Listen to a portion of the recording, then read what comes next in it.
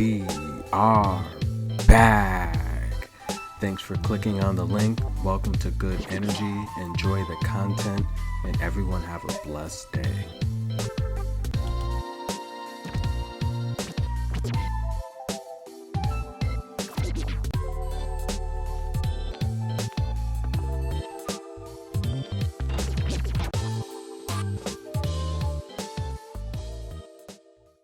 And we are back.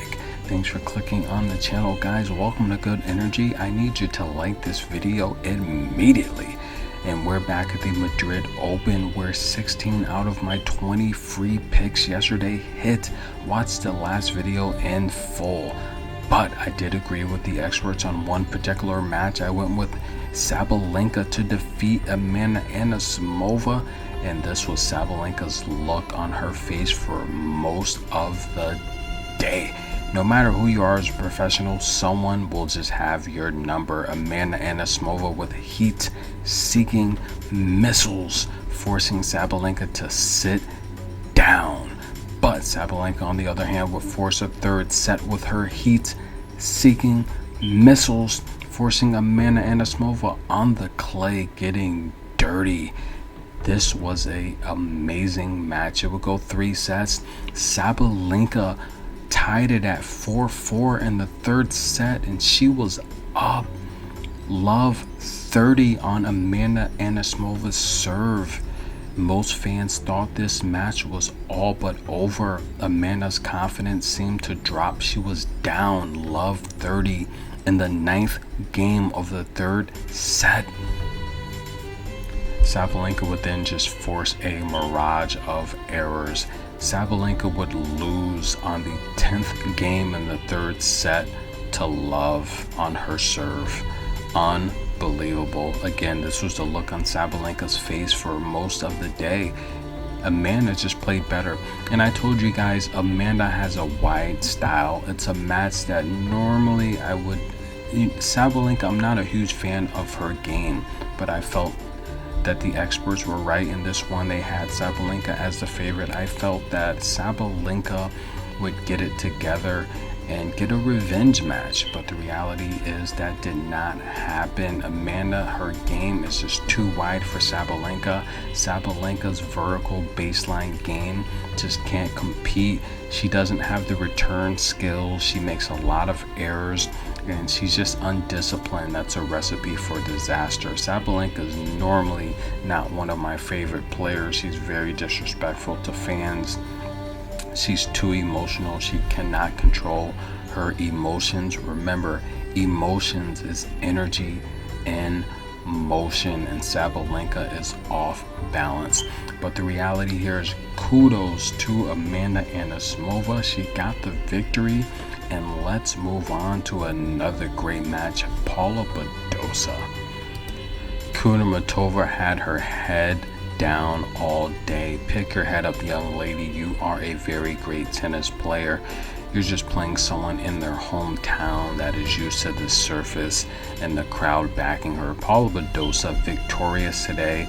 I did pick Paula Badosa to win this match, but the reality here is Kudermetova just seemed off balance all day today.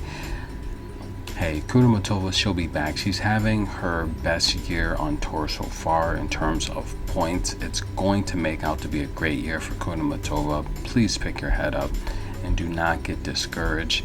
Enjoy the sightseeing in Spain and enjoy the surroundings. You just played someone that's a little tougher, has a little more all-around game than Kudermetova, and the crowd helps as well. Paula Badosa is victorious. She is through. Let's take a look at some of the other matches that went on today. And Zidansek, this is a match that I felt she would win, but we took a gamble with Haddad Mia on the upset, and that was one of the picks that did not work out. Yastremka we had advancing, we had Bencic advancing, we had Halep advancing, we had Anjabor advancing, we had Azarenka advancing, we had Zhang winning the first set, and Sersu, we did take her to win. That was an upset, although we said Diaz was playing well. Sershu was an upset.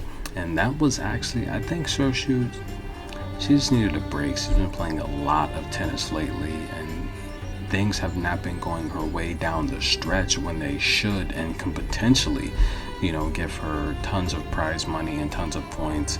She's been falling short at the last minute. We're talking semifinal round, but nonetheless, she'll be back. She's a great warrior.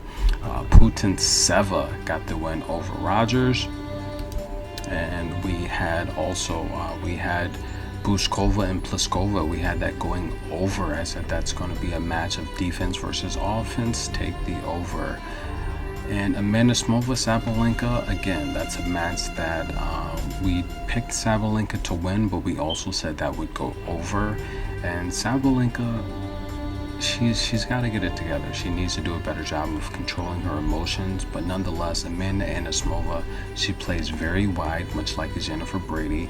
She stretches the court, and she's also very powerful. She can match the serve ability of Sabalenka, and her return serve, she dominated the numbers with the return serve. There's no way Sabalenka is going to win a match where you're playing an opponent with the return serve that's deadly like that. Unbelievable. She converted 50% of all break points and 39% on the return serve numbers. She's going to beat a lot of players with those type of numbers. Great job to Amanda Anisimova. I don't think she will go deep in this tournament. She's potentially going to be exited in the next round, but Sabalenka is just an opponent where she can beat because she can match her strength. She stretches the court, and she's more disciplined than Sabalenka. Sabalenka is, in my opinion, she's not a good shot maker. She's very strong and powerful. She can put the pressure on her opponents, but when she's playing an opponent that's a little more disciplined and can match her power, she struggles. And the history has shown that she struggles. Any player that's disciplined and can stretch the court and match her power, she struggles. And that's what happened today. Elise Cornet versus Gracheva. That's a match that I knew Gracheva would be very competitive in.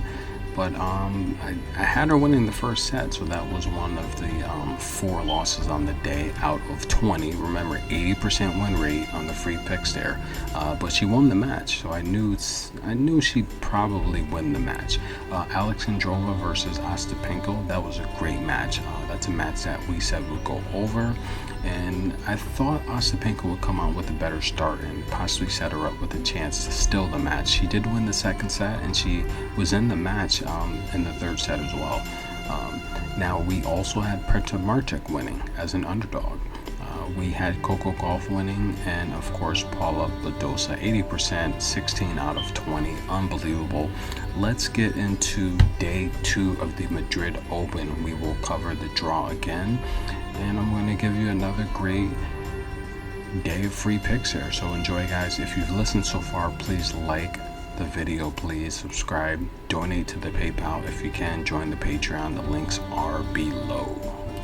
And we have some of the heavy hitters eliminated already. Sabalenka is out, Pliskova is out, Ostapenko is out, and we are going to see what day 2 brings. Let's get into the free preview and prediction. And guys, please check out the comments.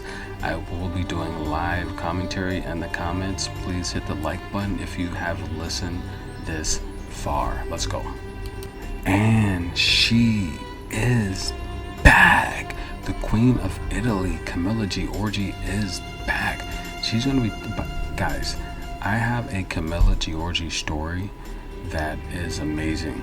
And listen, I would have shot my shot if I wasn't taken already. But I do have a Giorgi story that's pretty darn amazing. I'll tell that one day.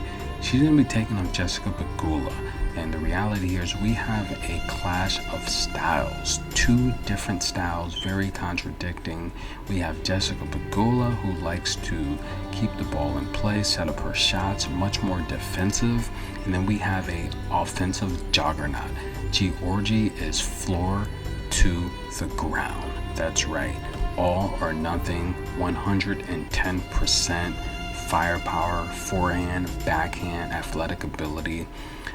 Giorgi is the much more experienced clay player, but this is a match that it's going to come down to discipline. Giorgi can win this match, but I do have Jessica Pegula advancing. Fruchova, the kid phenom, the newest kid phenom. Move over, Coco Gauff. You're 18 now. Fruchova versus Kanepi.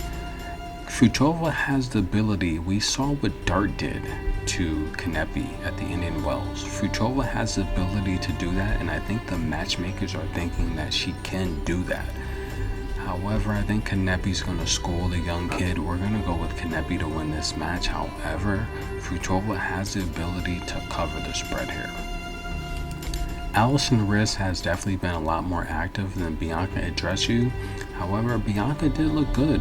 She looked good against Sabalenka, and I think that Bianca's going to win this match. Simply put, Alison makes a lot of mistakes. Her serve is not the best, and a 75% Bianca can beat Alison Riss. Puig versus Monica. Puig versus Danielle Collins. Now, say what you want about Monica, she has a gold medal. She's had the shoulder injury. She's been away for some time. And Danielle Collins is just coming back in the swing of things as well. But tennis is about timing. I do have Danielle Collins winning this match. However, if Puig's been practicing, working on her game for many months that we just don't know about, she can be competitive here. However, tennis is about timing and rhythm. You have to play actual matches to do that. Danielle's been a lot more active this year, facing the best of the best, Ashley Barty, etc. And I do have Danielle Collins winning this match. And Zachary versus Madison Keys. This is a matchup here, to be honest with you. It can go either way. This should be a 50-50 matchup. It should be 50-50. Zachary is almost a 2-1 favorite. I don't really like that because I don't think Zachary's playing with a lot of confidence right now. So we're going to take the upset. We're going to go with Madison Keys to defeat Marie Zachary. And Kataskina versus Bondar. Anna she's a much more experienced player, and the reality here is Kataskina is the favorite. I think Kataskina will win the first set. I do see Bondar covering the spread though. This is a match here that has a potential upset alert. Kataskina did look really good against Coco Gauff last tournament. But however, Kataskina's weird. It's like one day she looks like the top 20 player, another day she looks like a top 50, 60 player. I have Kataskina winning the first set. That's the lock there.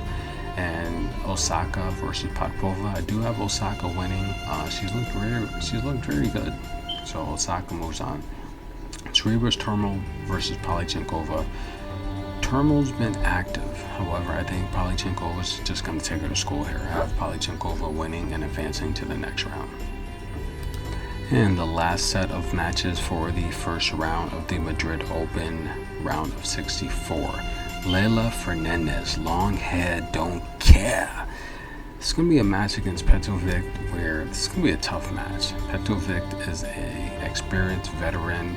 We saw her with the huge win over Juvan the first round. If she beat Juvan, she can beat Fernandez. That's just simply plain what it is. But I am going with the young lioness that never quits, never gives up. Petkovic can win this match, but I am taking Fernandez to win and advance to the round of 32. Kavitiva versus Teichmann. This is a toss-up. The reality here is I think it's a 50-50 match. Kavitiva is the favorite. However, if she's been up and down, so sporadic, so volatile this year, I wouldn't be surprised if Teichmann won, but I will take Kavitiva. If her serve is on and her power is on, she should win. And we have Sinakova versus Conch. Lock of the day. This will be on the Patreon. I will give you a prediction in this match. I'm taking Sinakova to win at least one set. Okay, take that to the bank. Sinakova is the underdog. However, Conch has not looked good at all. She's won 2 of her last 10 matches. That's horrible. So I have the underdog Sinakova winning at least 1 set. That's a lock for the day. Oshindaden versus Raducanu. I do have Raducanu moving on. This is good energy, guys. If you've listened this far, please hit the like button, subscribe if you're not subscribed, and comment below. And join me for the round of 32 as things get really, really interesting at the Madrid Open WTA 1000 event. That's right, $500,000 up for grabs, 1,000 points. We are